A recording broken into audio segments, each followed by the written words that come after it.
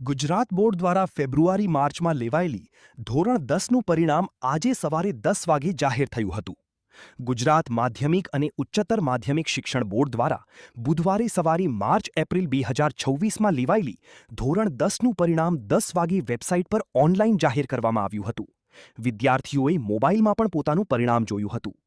પાટણ જિલ્લામાં ધોરણ 10નું પરિણામ જાહેર થતાં જિલ્લામાં નોંધાયેલ 15,338 પૈકી 15,107 વિદ્યાર્થીઓએ પરીક્ષા આપી હતી. તે પૈકી 366 વિદ્યાર્થીઓએ A1 ગ્રેડ, 1,395 વિદ્યાર્થીઓ A2માં, 2,109 વિદ્યાર્થીઓ B1 અને 3,108 વિદ્યાર્થીઓ B2 ગ્રેડ મેળવ્યો હતો. જ્યારે 3,527 વિદ્યાર્થીઓ C1માં અને 1,912 વિદ્યાર્થીઓ C2 ગ્રેડ મેળવ્યો હતો.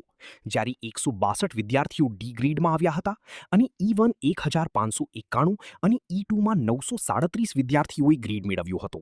આમ પાટણ જિલ્લાનું 83.27% પરિણામ આવ્યું હતું, જ્યારે રાજ્યનું પરિણામ 83.86% આવ્યા છે. સૌથી વધુ પરિણામની વાત કરીએ તો ગાંધીનગર જિલ્લાના આજોલ કેન્દ્રનું 100% અને સૌથી નીચું પરિણામ દાહોદ જિલ્લાના મુનખોસલા કેન્દ્રનું 33.74% પરિણામ આવ્યું છે. વર્ષ 2025-26 એસએસસી બોર્ડમાં 99.28 પીઆરથી A1 ગ્રેડ મેળવ્યો છે.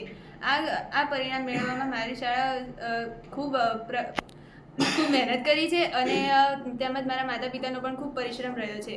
તેમજ સમાજમાં મેં 100માંથી 100 મેળવ્યા છે અને ભવિષ્યમાં હું આવી રીતે ઉત્તરોત્તર પ્રગતિ કરીશ અને શાળાને ગૌરવ અપાવીશ.